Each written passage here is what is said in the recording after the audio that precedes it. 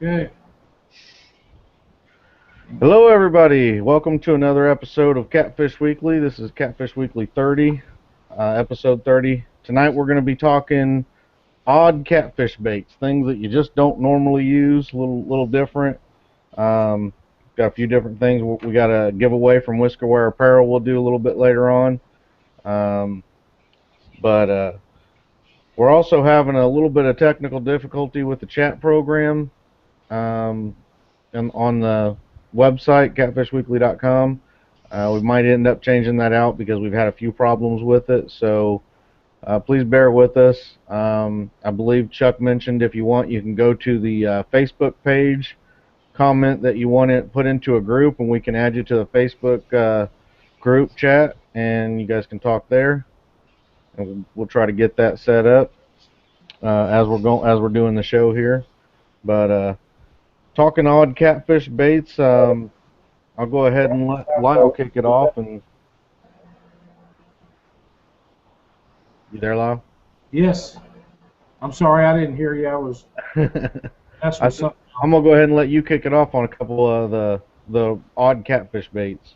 Well, one of the things that you and I was talking about earlier. I have a good friend of mine over in around the Columbia area that mulberries is one of the big things. And when the mulberries are falling off a tree, he rides up and down the river and he looks for uh, mulberry bushes or trees, whatever you want to call them, and that are falling in the river. And he'll set upstream from them, and you don't have to use that as a bait, but those fish are in there feeding on those berries, and you can set up above there, and you can just catch the fire out of them channel cat and blues. I'm not sure you ever caught any flatheads in them areas, but I know the channel cats and blues, they'll be in there gorging themselves, and makes me think that if that would work on mulberries, it would work on about any type of berry or uh, fruit or anything like that. Now, I'm not personally, I'm not really big into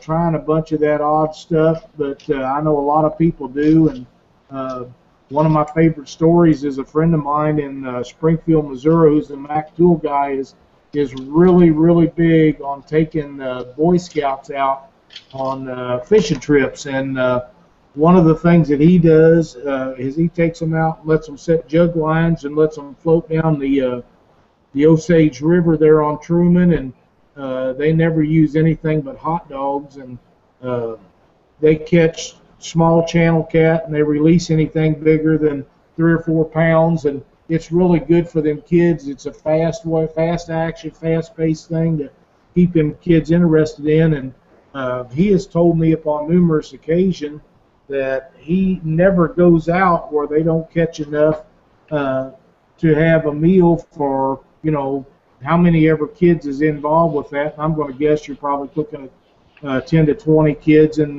3 or 4 adults. But, uh, there's a lot of different things. I know I got talked into buying some green worms one time. We was over in Peoria fishing a tournament over there, and it's predominantly they have a few blues over there, but it's small flatheads and mostly channel cat.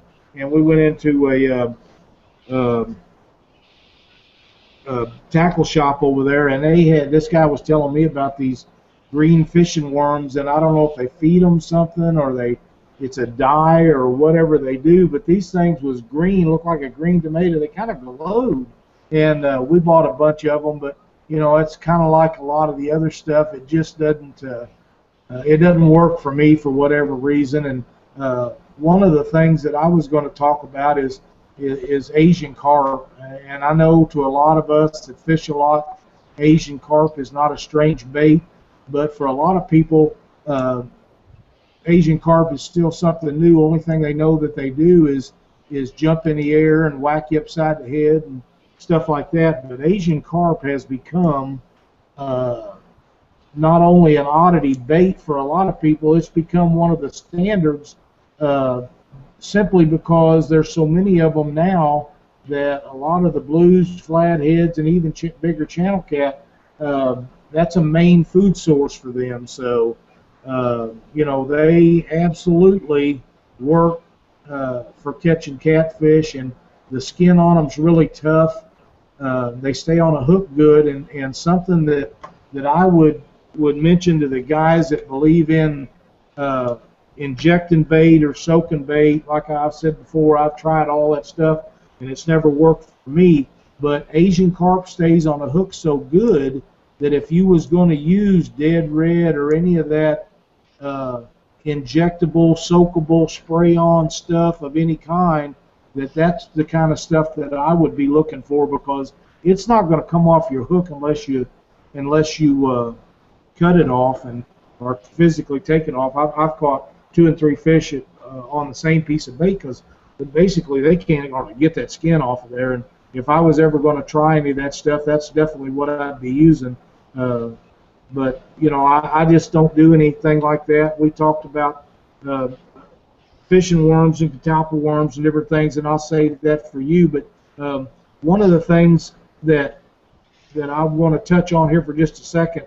A guy I know over around Columbia, Missouri, was on the Missouri River here about 3 years ago and caught a 95-pound blue, and he was fishing in the Missouri River where the fields had been flooded and flooded really bad, and those blues had got up in these fields, and they was up in there eating these earthworms and night crawlers and stuff out of these fields. And what Troy done, and I talked to him on the phone about this, he took an 8/0 circle hook and loaded it up with night crawlers until it made a ball on there to where you just couldn't get another night crawler on there. And that's what he caught that blue on, was they'd been up in there feeding on these worms and stuff in these fields, and as the water run out, he was sitting anchored above this drainage ditch, fishing down to it, and they've been in there for 2 or 3 weeks eating on these worms. Now, granted, that's not an oddity as far as bait, but to catch a fish that size on night crawlers is an oddity, or it is for me. So, you know, something to bear in mind, that just because something don't work one day, it might work the next, and don't be afraid to try stuff. I know we was talking before the show, and you guys had talked about a bunch of weird stuff that I'd never heard of, but I'm kind of a traditionalist, and I'm going to basically I'm going to use shad and skipjack herring and Asian carp and goldeye and stuff like that works for me, and it's tried and true. But one of the things that I like to tell people is, if fishing's tough, you want everything in that boat that you think could possibly work. So creek chubs or minnows or suckers or old common carp, anything that is different than what everybody else is using may or may not work at any given time. And pardon me, don't be afraid to use some of that stuff, because it may not work today and it may work tomorrow, vice versa. There's much of that stuff as you can keep on hand. I'm not a big believer in stink baits, but it saved my bacon in a couple of tournaments where we got in there and didn't have any fish late in the day, and we went over and put 5 or 6 channel cat in the boat, and ended up getting in the running for drawings on stuff. So there's a lot of different things that people can use that is non-traditional. Like I say, I'm kind of a traditionalist, and I don't like using that stuff, but it's not that I wouldn't use it. If I wouldn't catch no fish, it gets to the point where I just about try anything. Yeah, I mean, going off a little what you said there, there's even myself, I get to in this mentality when we're tournament fishing, though, and I know your tournament fishing and mine are a little different, and the tournament trails that I fish, you're not really going for a lot of channel cats. You're going for flatheads, blues, mostly blues, but in our area, a lot of these weird oddity baits are actual feasible baits to use to actually do well in a tournament. And also with what you're saying, there's a lot of people, and myself included, that do this sometimes. You'll think, and in general theory, it's correct thinking, but in all actuality, it actually doesn't always turn out that way. But the thinking and the thought behind it is that a lot of these weird baits, these chum baits, these all these different little things, a lot of people think that it's small fish, and that's all you're going to catch on these is small fish. And in all honesty, that's not the case. I mean, in with chum bait, like a dip bait, like Secret 7 or something like that, I've actually done very well catching, 10, 12 pound channel cats on stink bait, and it's something where if you ask people, they're going to say, oh, well, you're going to catch 2 pounders. A lot of the time you probably will, because their general theory behind it is that your smaller catfish are more of the scavenger, trash eating type fish. They're not necessarily predator style quite yet. They haven't developed their predatory skills, I guess you could say, for their small game fish or small fish or whatever.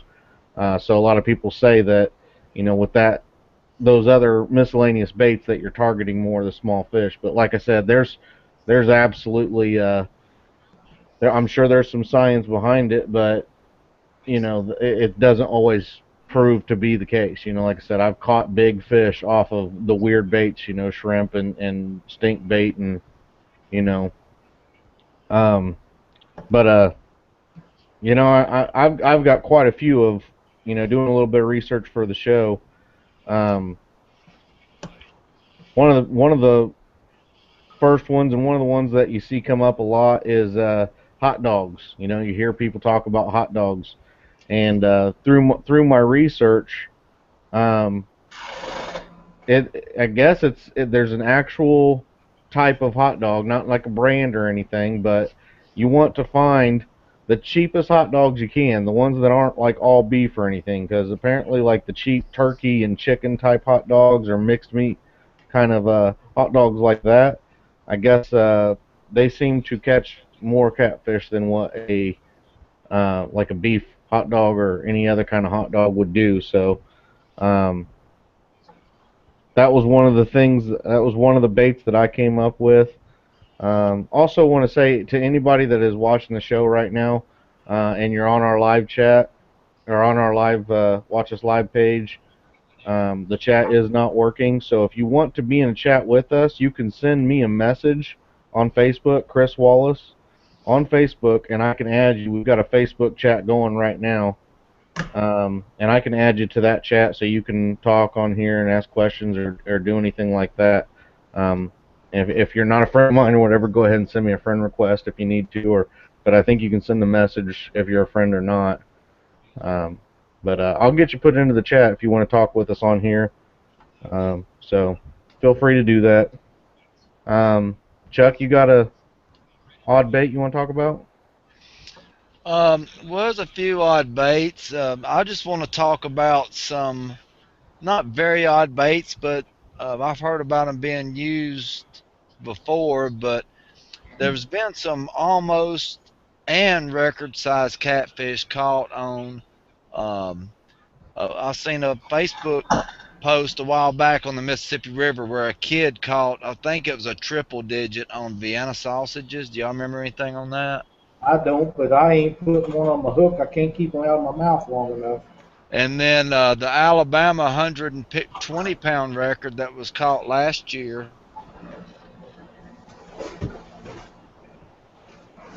was chicken livers, and they were out of them. So he picked up some chicken gizzards at the store and caught on it. So the larger catfish seem to hit some of these more off the wall baits. Um, Right there you go, Chuck. I keep them babies. I buy them by the flat. They are in the boat with me always. Now that you're talking about them, I'm going to have to try them out. well, you're sponsored by them, so. I should be. I should be. um, Yeah, I was going to talk about juicing up some baits. I've seen people when I was a kid. We used vanilla extract. It's a very expensive. The old timers had told me about it.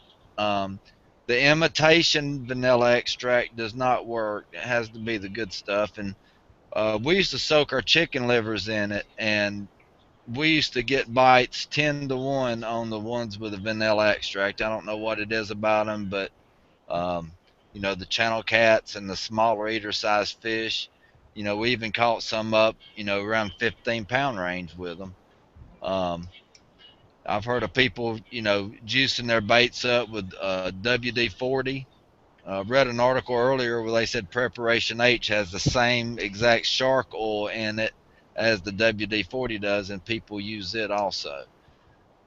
The Um, WD-40 thing, from what I've researched and everything, the actual company of WD-40 has always said that that's an actual myth about them having any sort of fish oil in WD-40 though. oh, really? There was a very old like the original WD-40 formula is what had some fish oil in it, but it's been, I mean, a very very long time ago. Um, that was that from what I could read on it, that was the story behind the WD-40. Yeah, and if you fish on these the rivers that have barges and they have chicken plants, rendering plants, and dog food processing plants where they barge product from one plant to the other, um, you know, dog food is a really good off the wall bait to use around those barges in the areas where these plants are. These fish just lay around and gorge themselves on all this. They're used to it. They grew up on it. So I really I've caught 20 and 30-pound catfish around these barges back in sloughs using chicken livers right around these barges that were full of dog food. So there's large catfish laying around just gorging themselves on it. If you could keep it on the hook, I bet some of the tender type dog foods would do really well on it. But the old timers, my dad was included. I haven't tried it because there's so many different mussels that are endangered and protected these days. I don't have time to figure out if I'm using a zebra mussel or something that may be protected or whatever. But they used to bait their trot lines on it, and they used to do really well. They would swear by them. They would sit around and crack them, get a big old bowls full of them, go out early in the morning and that late in the afternoon and bait their trot lines with them and bring in plenty of eaters. So mussels seem to work pretty good. And another thing that I've used on the Tennessee River was pieces of coot, which is it's a duck, American coot, but they don't have web feet. You may see them all over the river. They'll go underwater and stay underwater forever, and they'll pop back up. But I used to have the duck hunters bring me in some when they would go hunt the mallards and stuff, and they were just shooting everything. And I've plucked them, cut them up, and I've never really caught any big fish with them. But I was fishing, right beside skipjack and other baits. So it was those days that you really couldn't get the fish to bite anyway. So I don't know how well they work, but there's been some other catfishermen that I've talked to on the Tennessee River that have used the coot, um, with very good success. I've also read on, and this is, we're talking odd baits. We're not necessarily saying go out and do this or anything like that, but just, out of reading the old, fisherman tales or whatever, I found that they also would use baby chicks for flatheads. Apparently, it was a really good, I mean, a really good bait for flatheads. I guess if you have a body of water that has a lot of good sized flatheads in it, the baby chicks were one of the best baits they could get. And again, that might be something that's illegal now or illegal was illegal then. I don't know. Um, Also, back to that, what I was saying earlier about the hot dogs. Uh, Also, with like chicken and shrimp, what people would do with that also is take like um, garlic, like minced garlic, put a bunch of minced garlic, put it in some water, get the strawberry Kool-Aid, put that all in a bag, refrigerate it overnight or whatever, let that soak into the either chicken, like people make strawberry chicken. They'll do it with the shrimp, do it with the hot dogs. Um, it's basically just a flavor enhancement on that kind of stuff. And um, yeah, that's what Jason Malone says, baby birds before they get the feathers. Um, Also, some of the other ones that I found out, and some of you guys might have known it or not, but some of these things are going to be seasonal. Some of them, they're going to be, you're only going to be able to get them when they come in a certain time or something like that. Catalpa worms. Some of you may know catalpa worms for channel cats are deadly on them. I guess they come in right around this time, July, in this area, I guess July, August. I guess it depends on the area you live in, but they're found on catalpa trees. They're Not on, basically they're not on the trees yet, Chris. on the leaves. Yeah, they'll They'll, when they start showing up. What's that? when they start in on them leaves, they'll strip a tree in just a week. Yeah. And the guys that from what I was reading, catalpa worms, they'll take them and they'll freeze them and they'll keep them, for a year-round channel cat bait. And one of the things that I read about the catalpa worms was that you can't just put it on a hook and catch a fish with it. You really want to cut it in half or cut the head off or something. I guess it's the juice of that worm that really just makes the channels go crazy for them. So. Like Lyle said, once they start coming in on the catalpa trees, I'm sure you can do a little bit of Google research on them if you've not heard of them before. But I guess you can go out to a tree and get a lot of them, and they're going to be on the underside of the leaves for the most part. And they're basically caterpillars, is what they look like. But did you have any more? Or do you want me to keep going down some of the lists that I got here, Lyle? I'll touch on that catalpa worm stuff. Okay. I've had guys that fished years ago when we first started fishing catfish tournaments. People really didn't realize that you could catch them big blues, and it wasn't that they didn't know they was in there, but they didn't know that you could catch them and make them work on catfish tournaments and different things. And as time progressed, we all learned. But back in the day, 15, 20 years ago, when we first started catching or fishing these catfish tournaments, in the middle of the summer, like you say, when these worms would get on these trees, the guys that had those in a tournament and get on them channel cat would get the biggest channel cat in the tournament, and it was hard to beat. We, like we was talking before show, I have a tree, at least one, probably two, right next door to me, and I watch them every night right now to see if they're on there, because if you want to get some really good channel cat bait for the hot part of the year, that's about as good as it gets in our area. So if you guys don't know what a catalpa tree is, get out or Google it up on your internet and see what they look like. And when they get on these trees, just go out there and get you a can or something and pull them off of the leaves, because they'll eat them leaves off of the tree and then they'll move on to the next one. But catch them up and put them in a bag, freeze them, use them. They're great channel cat bait, and I've seen some really monstrous channel cat caught off these things. Year, that's about as good. Oh, sorry. All right. Chuck, you got anything else to add on that, or a different bait? Yeah, I heard of being on the forums for a few years and hearing guys kidding around about what they've caught these big catfish on. And we was talking about it earlier that a Nisor or a Nisor or whatever, Anis. yeah, ANISE.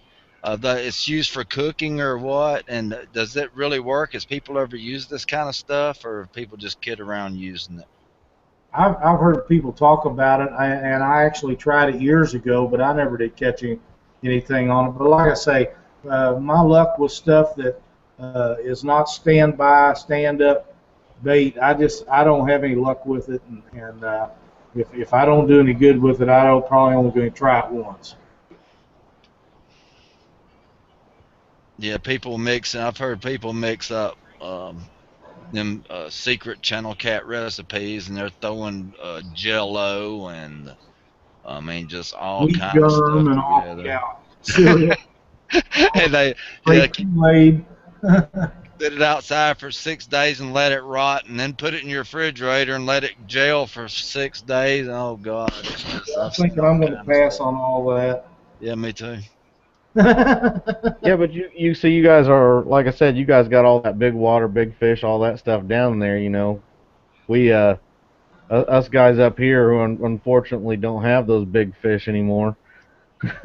We Well, that's we got to catch some channel cats. And that's what honestly, our channel cat tournaments, believe it or not, I mean, and this is just the sad state of things right now. Our channel cat tournaments are having as big or bigger weigh-ins than when you go down to the Ohio River where you have big flatheads and blues are supposed to be. You well, and know. that's sad, and that has to do with commercial fishing, and we all know that. Until something gets done, it may or may not change. Uh, some of the best times we had last year, and I think I've mentioned this a time or two. Cindy and I fished in tournaments, I believe, last year in 8 different states, and we went all over the place. And some of the best fun, the most fun we had was in channel cat tournaments. We had a great time over at the TCCA tournament over in Peoria. We went over there and fished a night tournament. It was outstanding. We went to the Red River and fished a Cat's Incredible tournament last year, which reminds me that was just on over the weekend. I understand they had a great turnout again, but that's all channel cat stuff, and it's we have a lot of fun fishing channel cat tournaments. And, one of the things you was talking about your weigh-ins on them, and I'll just mention this right quick because it's kind of off subject, but the channel cats, it's not uncommon for tournaments of channel cat to have 5 or even 7 or 10 fish limits. Where with Twisted Cat Outdoors, we only have a 3 fish limit, and I would love to see all of the major tournament series go to that, simply because if you're in an area where you have large blue cats, it's not uncommon to see 340s, 350s, or more in a boat, unless you have a huge live well. Most people cannot safely contain 3 monster fish all day in a tournament, and they sure can't do 5. So that's something that all these tournament directors need to look at. I know there was a big tournament. Brad had a big tournament over in Brunswick this week, and they had 120 some pounds. Well, a lot of live wells will hold 120 pounds, but Danny Salfin had a 3 fish limit a couple years ago in St. Louis, 195.2 pounds, and I defy hardly. There's a handful of boats anywhere that doesn't have a custom live well that will withstand 200 pounds worth of fish in a boat without being detrimental to the fish's health. So as the big fish weigh-ins come in, people need to start thinking about that, so we don't think it. The commercial guys are killing these fish fast enough. We don't need to add to that. Yeah, back to the catalpa worms. I also forgot to mention that from when I was researching on it. Um, I guess it's a bait that's better fished on the bottom. From what people have noticed, I guess has been drifting with them on lakes, like during summer months, trying to get above a thermocline or something like that. Um, it just didn't, it produced, but just not as well as fishing from the bottom. So uh, that was something to keep in mind there. Um, another bait I researched and found out, just raw bacon. Uh, I read that you could just take bacon, put it in the refrigerator. I guess hickory smokes a good bacon, let it sit in the refrigerator for quite a few days or something, and just take raw bacon out there and throw it on there. You guys anything to add about that? No, The I bacon. just Yep. got a message from Ron Workman on the chat that he is never going to let a shrimp go by and put it on a hook. I know he's going to eat them bad boys. So who's ever fished with frogs, live cut, and had very good luck out of them? I heard they're killer channel cat bait for large trophy channel cats. I've not done it. I actually, where was we at? We was at Vincennes, and I went to an Amish, an Amish, basically an Amish house that he sold bait, and one of his live well things had some frogs in it, and I kind of thought about grabbing them. You know, I don't think they were for sale or anything, but they were just in there. But yeah, I mean, I was talking with my partner about that as well. I said, you know, frog would have to be a decent bait. You know, I mean, it's a natural thing. It's going to be in the water. Yeah, I've yeah. heard. I've seen a Facebook post just a while ago about it, and a lot of people replied on it, live cut, and a lot of people had success from it. Yeah. Um, some of the other baits I've got, I guess, some good fall baits are persimmons, muscadines, and mulberries. And like Lyle was saying, I guess you find the trees that these fall from, and channels and blues, I guess, are eaters of fruits and nuts. Um, you know, so you find the time of year, I guess, when these kinds of fruits are falling from the trees, and you get around a tree, or maybe you just get them out in the water. They might have a scent they put off that would attract a bite. Lyle, you got anything on that? Other than what I said, I've never done it. Like I say, I'm pretty much a traditionalist. I know what I'm looking for, and maybe that's how come sometimes I don't do so well. Maybe I need to try some of this stuff. I sure would hate to give up one of the Vienna sausages, but I'm going to have to try that. I know the hot dogs work. I can't see where it'd be much difference. They're basically the same thing except with some flavoring. So um, I know Keith does really well in mulberry time. He's always sending me pictures of stuff that he catches, and he'll take a picture and he'll be right underneath the mulberry tree where he's fishing. And like I say, I see no reason why if you found an apple tree or a cherry tree or peach, whatever you'd find that has a berry fruit or something on it that would fall right in the river, I can't see why it wouldn't work. And I know Chuck was talking about the dog food stuff. I know when we used to use minute traps and stuff and put them in the creek, that's what we used to bait the minute traps was dry dog food. So I'm quite sure if you could figure out a way to put that on a hook or attach it to a hook where it'd stay put, I'm convinced that would work for bait. Again, I've never tried it, but I can see that working. I really can. Yeah. Um. Also, let's see. I got spam written down here. Apparently, a 116-pound blue. I don't know if it's the current world record or a previous world record. Apparently, this was caught on spam. Well, they must have used the whole friggin' block. That's what I'd guess. I don't know.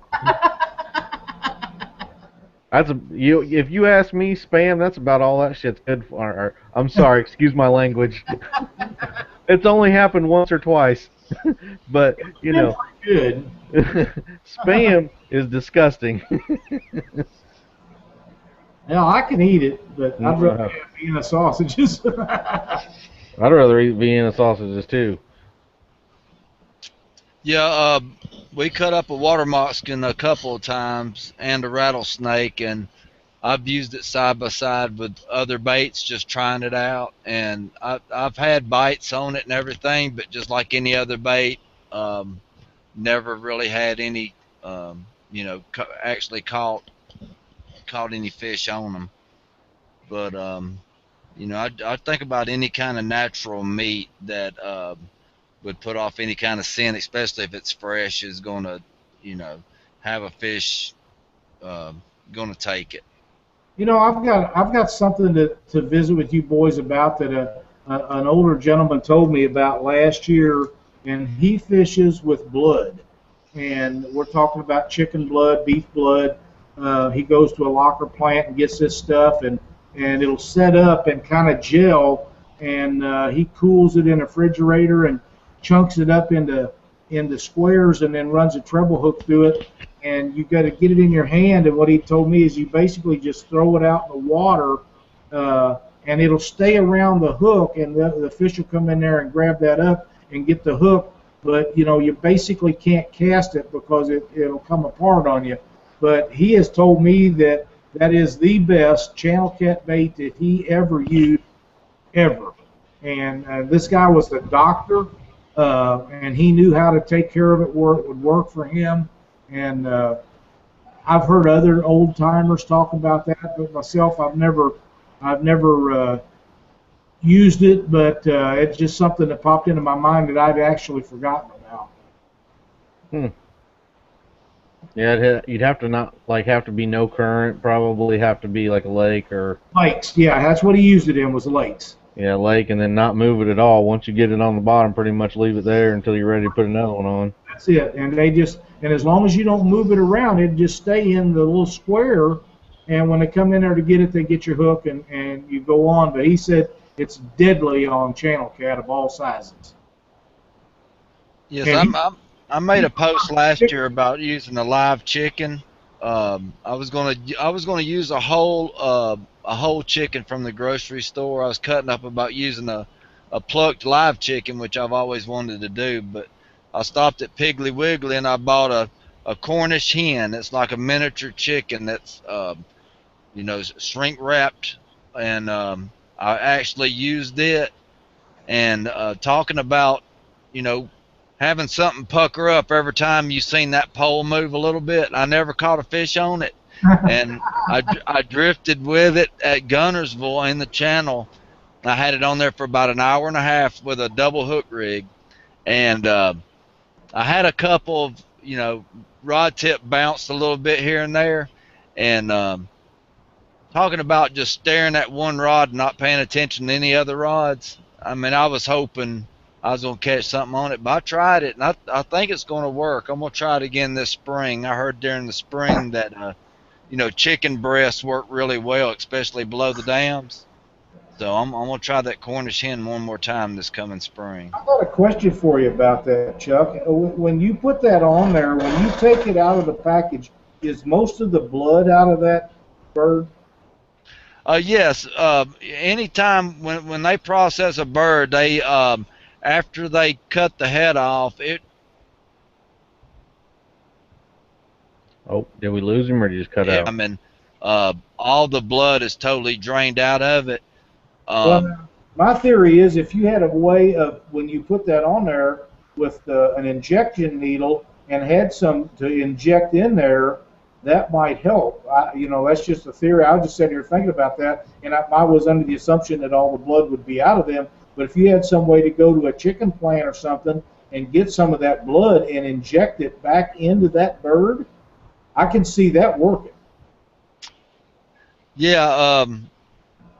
I was hoping it would work, and it's going to work. I'm gonna catch me a fish on a whole chicken. I mean, it's going to be a Cornish hen because some of them Tennessee River blues that they are big enough that they could take a whole chicken, but I want to be more realistic about it and just use a small Cornish hen. And I would really like to use a live plucked chicken, and when I put him on the hook, he is still kicking with blood in him and raw. I want to do that very bad. You need to make sure you have video of this, but I'm not sure you'd want to share that online. Yeah. But I'd like to see it, Yeah, we have used dead coot like that before. Um, you know, fresh from a kill from a duck hunter, pluck them. Just killed that morning, hadn't been froze or anything, and used them. And it's been on those days where, we've had cold fronts and you don't get a bite on anything else anyway. So I don't really know how good of it, if it would have really worked or what. But, one of these days, hopefully I'll try one of these good baits that I'm really curious about, and that, there's really a good bite that day, and I'll actually see how good they do. Well, and you know, these guys that are in these tournaments that are just kicking tail and taking names. We're talking about Jeff Dodd and Daryl Maskell, and you know, Maskell boys and some of them boys over there by you that are tearing it up. You know, I am a firm believer that these guys have figured out something that the rest of us haven't got, and and how you find those little tricks is to keep doing it until you find something that works and keep it under your hat. You don't share it, you know. And I'm convinced that Daryl and Jason's got something going on. You know, they're just as tough as they can be in every tournament they go to. Jeff Dodd's another one. He's just outstanding. And there's many, many, many more. They just come to my mind right off that. But all of the successful guys, I believe, have got a trick up their sleeve that nobody else has figured out yet. And maybe it is squeezing the juice out of a chicken. Hell, who knows? But it's something. Yeah, I know another thing that something I've actually done myself, and it's not a bad bait. I can't say that I've used it too much for channel catfishing, but I'm guessing that it would work. But if you have a local butcher, go to your butcher shop and just tell them that you want like a cow heart or a cow spleen, and tell them, you know, keep the blood in it, you know. And normally, from when I went and did it, they told me, you know, normally they have to get rid of it, they have to destroy it, they have to make sure it's not for human consumption. But you know, I guess if you talk to them nicely, tell them you'll give them a few bucks for it or something, they'll work it out with you. Then you can take those things already soaking up, you know, like a heart or whatever's already got a lot of blood in it in the chambers and whatnot, and you can cut that up into, you know, smaller chunks and whatnot, and use that for bait. And that's there's a lot of people I've heard from that said that they've done well catching big blues and things like that. And are you talking about beef heart and stuff? Yep. I know. I watched a video with I think it was John Jameson here a couple of years ago where he had been experimenting with beef blood and different things, and you know, John's pretty successful himself. But I never did hear if any of that ever actually panned out for him or not. But you know, like I say, them successful guys, whatever they got working, they're not letting it out. So there's some stuff out there that the rest of us are missing that somebody's using. Yeah. I mean, a couple of the last two things that I have on my unconventional catfish baits are non-clean squid. I guess if you can find that, might be worth something worth trying. I don't know if I've ever tried it. And then bubble gum, like from what I read, you want to slightly chew the bubble gum, but not enough to where you get the flavor out of it. But apparently, bubble gum will catch some catfish. And you blow a bubble for how deep you want it to sink. If you want to fish right on bottom, you don't blow a bubble. All right, I guess we use it for a bobber. Yeah, but I would say that, you know, the guys who are doing well in these catfish tournaments and things like that, I'd almost say that, you know, most of the time whatever they've done, they've figured out themselves. It's not like that, you know, there's some secret chain of information that only a few guys are sharing with each other. It's they're going out there, they're getting on the bodies of water, and they're trying stuff, you know. Right. And there's a lot of stuff that ain't working for them, and then they're going to find something that does. Well, I have this funny feeling after having Daryl and Jason and Jeff all on the show at different times that if Daryl and Jason come up with something, they're probably not going to tell Jeff. And if Jeff comes up with something, I know damn well he ain't going to share it with them. You know, they want to beat each other that bad, and that's the way it's supposed to be. But I really think that all them guys, and maybe it's just the fact that their preparation is just that much better than everybody else's. But I really think there's some of these guys that have got something figured out that the rest of us don't have. Well, they fished together and won. How did that work? Boy, I just cannot only imagine what that would have been like in that boat. You remember that tournament? I would have given anything to have been a cameraman on that boat that day. I'm pretty sure that'd have been fully entertaining. Yeah, fishing with the enemy is what I told him. He laughed. Well, everybody, I think we got a couple things to do. It's a little past midpoint of the show, but we have a giveaway for this week that the cat or Whiskerware apparel that we're going to give away.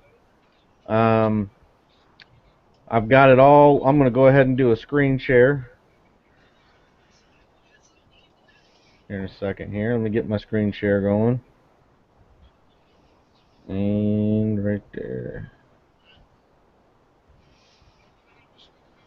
All right, everybody can see I have on random.org the people who are entered into the contest, and I do want to thank every one of you guys for doing what we wanted you to do, and you don't have to enter again. Once you've entered once, that's all you got to enter. We're going to keep your names in the hat for every week following. But first off, we have Teresa and Dave. Second, we got Robert Tallman. Third, Melinda Jackson. Third, Terrence Springs. Jason Malone. And then since Jason Malone is the super fan in the forums, he paid the $10. He gets a bonus entry. So there's Jason Malone's bonus entry. Ron Workman, John Harden, Scott Meyer, and Seth McAllister. What I'm going to do is I'm going to click randomize on this, and I'm going to click randomize 5 times. Whoever's name is in the first spot after the 5th time, you're going to be the winner of the Whiskerware apparel package. I believe you're going to get a long sleeve or a short sleeve t-shirt, a koozie, and a decal. So here we go. 1, 2, 3, 4, and 5. Terrence Springs. Terrence Springs is the winner. And if you guys noticed, Jason Malone with the bonus entry was number 1 twice in there. So that bonus entry, that might come in handy if you guys want to buy that. Get in on that super fan action where on all the contests for the next year, you'll be getting a bonus entry on them. He's a super fan.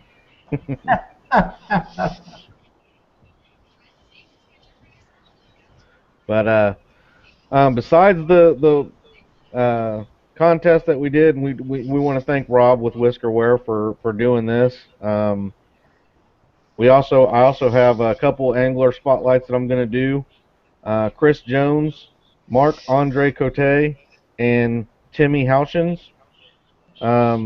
Just going to tell you guys, nice fish. Thanks for posting on the Catfish Weekly site. We're enjoying the pictures. And I believe Mark Andre Cote had a nice video where he released the fish. It was a great video. Thank you all for putting our pictures and videos on the site for us on our Facebook page. Keep them coming. We enjoy looking at them. So thanks, guys. I believe that's all I have. So if you guys have anything else before we do closing statements or anything, then now would be the time. I can't think of anything else I got going. Let's ask in the chat here if anybody has any questions on bait or ideas.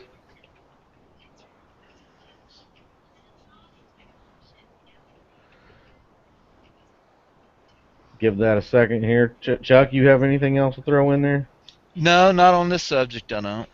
Hey, while we're sitting here with a couple of minutes here, I didn't know it, but Chuck and I was talking before the show, and Leanne has had some health issues, and we want to wish her the best and hope she gets to feeling better real quick and get back on there to keep Chuck in line. Yeah, y'all noticed she's not been holding up any big catfish in any pictures over the past month or so, and hopefully by this weekend she'll be ready to go, and I can get her right back out there, and we can start getting some more pictures of it. I hope everybody sends her a get well soon deal, because if anybody deserves it, it's definitely her. So yeah, I hate going out fishing without her, knowing that she wants to be out there worse than I do, and I've been out a few times without her, and it just hadn't been any fun knowing that she wants to be out there more than I do. absolutely, absolutely. Well, get well soon, Leanne.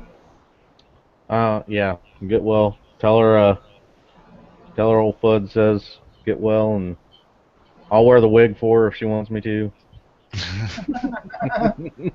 She might want you to belly dance for Now we got to But get the video camera out after that too. yeah,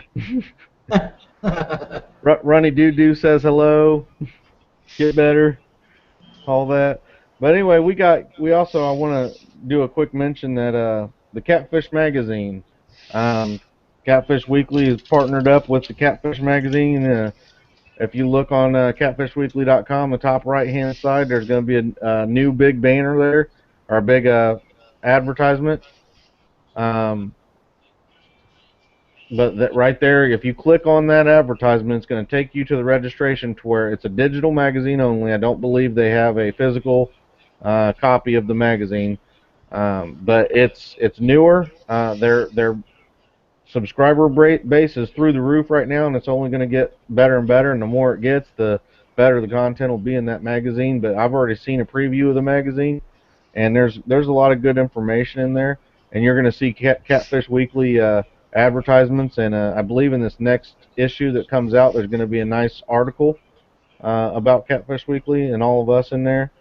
And then every issue after that, you're going to see an advertisement for Catfish Weekly in that magazine. So make sure you check it out. Go and register for it. It's free. Nothing you got to pay for or anything like that. Just put your email in, and they'll send it to your email box whenever it comes out. I believe it's a every other month release, if I'm not mistaken. So He sent me a free deal on the magazine also, Chris, and I had seen it before, but really hadn't paid that much attention. He has several of the predominant catfish outdoor writers in the industry in this magazine, so you'll get some quality reading in there, and it's going to be a big thing in the near future, I believe. yep. So I believe nobody had any questions. Nobody had any. Nobody had any questions on the chat, so I think it's time for our closing statements. So I'll go ahead and Chuck. Yeah, we're a month away from our Alabama Catfish Trail Wheeler Lake tournament. We're only having 4 tournaments this year in different locations, trying to raise awareness, get people involved. So we're going to be hitting North Alabama, Wheeler Lake. We're going to be launching out of Ingalls Harbor. That's a day tournament from 7 a.m. to 4 p.m. on September 6th. And September, October, the really big the blue catfish bite is really good around then. So if y'all can come join us, it's going to be a great time. If you need to see the rules or the entry fee, stuff like that, just go to Alabama Catfish Trail, and everything's posted on the top. All right. Kyle? Just want to remind everybody, August 16th at Keokuk, Iowa, be a $2,000 added tournament up there for Twisted Cat Outdoors. Last year at the night tournament, we either had 45 or 47 boats. I can't remember. This will be a day tournament. Should be as many and probably more. We had some great sponsors up there from Grouchy's Pond and Discount Tire and Angelina's Pizza and Charles Commander's Coin Place. There's just a lot of people that really help us put together a great thing. Midwest Coin's the name of that. So everybody get a chance to come out there. The tournament's 7 to 3. Be a good time. The fish have been catching some really nice fish up in Keokuk. I've seen some of the guys on there with 20s, 30s, 40s, and a few above that that they've been catching in the last couple of weeks. So it ought to be a great tournament. September 20th, Quincy, Illinois, Southside Boat Club there also. This will be a really good tournament. Quincy's a great place to have a tournament. We don't always catch a lot of giant fish in that area, but there's always quality fish. There's usually a lot of them. This is some of the most gracious people that you ever want to be around up there. They're outstanding folks. Everybody has a good time, so come up there and see us September 20th. The year-end tournament for Twisted Cat Outdoors will be the 25th and 26th in Keokuk, Iowa. $5,000 guaranteed first place. You must fish one of the Twisted Cat Outdoor tournaments to get in, or you will have to pay double entry fee to get in it. And this is going to be a giant tournament for us. We look for a really huge number of boats in this. We've got just unbelievable amounts of people that are eligible to fish in it now, and we'll add to them in the next two tournaments. So, like I say, right now they've been catching the fire out of fish up there below the Keokuk Dam and off of some of the dikes and different things. So, you guys get ready and prepare to join us up there. We'll have a great time. Sounds good, Lyle.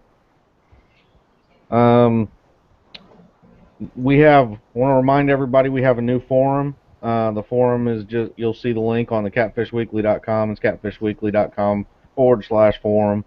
I know right now I don't think that people are it's letting people post correctly. There's few things that I've got to work out on it and get that working correctly. But go ahead and register, and as soon as it's working correctly, start utilizing that forum. Like I was saying just a little bit ago during the drawing, one of the things we're offering in the forum is the super fan package, and it's just $10. And one of the things that the biggest thing that it's going to get you is bonus entries to every contest that Catfish Weekly does. So as you've seen during that draw, that bonus entry that Jason Malone has, he's our only super fan right now. He's the only one that loves us.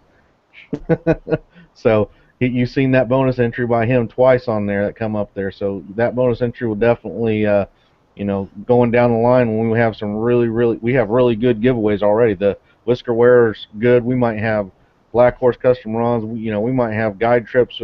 We don't really know what we're going to have. So, that $10 might be, a drop in the bucket for the type of prizes that we'll be giving away. So definitely think about doing that. The advertising on the site itself, the catfishweekly.com, where you see the new advertisement for the Catfish magazine, and then you're going to see the Indiana Hunter on the top left and Black Horse Custom Rod up on the left. There's still more spaces like that are available. Those are only the $30 for 3 months and $50 for 6 months. As our subscribers and everything, as the show gets more viewers, that price is going to have to go up as well. So if you want to get some advertisement for your business or page or whatever, get a hold of us and we can get you an advertisement made up if you don't have one. I'll put that on there. And I'm sorry, I got a question in the chat, so I'm reading it. Oh, he's asking me who won. It was Terrence Springs who won. Terrence Springs won the Catfish or the Whisker Wear apparel package. Also, like I say every time on the end of the show, even though each one of us individually have our sponsors, those sponsors don't sponsor the show. The show itself really isn't sponsored by any company or product or person or anything like that. Pretty much we're just trying to spread the word of catfishing and spread the conservation aspect of it and our passion, and really just try to have a good time with what we're doing here. So if you like what we're doing, and you got other catfish friends, send them to the site, get them to like us on Facebook, do that kind of stuff. We really appreciate it, trying to get as many people as we can watching the show and enjoying what we're doing here. So well, Chris, I wanted to mention before we leave and before you finish off that we've had a really outstanding number of new members join. We really have. We're having a lot of people join up, and it's word of mouth and people that's watching the show. And a big thanks to all the guys that are joining. But keep telling everybody, because the bigger it gets and the better it gets, the more prizes and different things we'll have for everybody. Definitely. But yeah, I believe that's all we have. So um, I think the next show or two we're going to have somebody, a special guest on that's got an official title in some conservation areas. So We it'll want probably to be a good touch on show. that. You want to touch on that for a minute? Go ahead. We have a guy that I'm very familiar with since we do a lot of stuff with the Missouri Department of Conservation. His name is Art Dames, and he's out of the Hannibal Regional Office. He does a bunch of stuff with the testing to see if we need regulations or more regulations on the river systems. He does a lot of the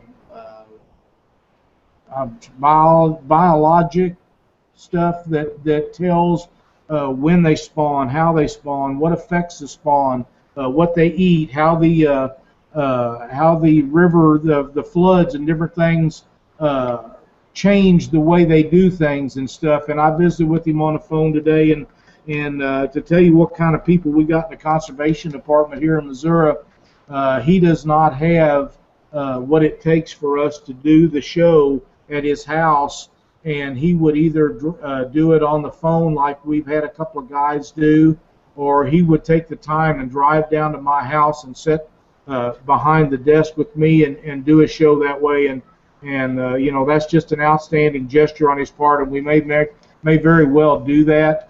These guys that we've got here in Missouri do a really good job, and I know everybody's wanting to know what they're doing towards the river system as far as getting some regulations put on. And boys, believe me, ladies and gentlemen, they are working on that. They are checking and doing everything they can to determine how much and what kind of stuff we need. So it's something that you can't do overnight or maybe in 1 year. So give them time to get this done.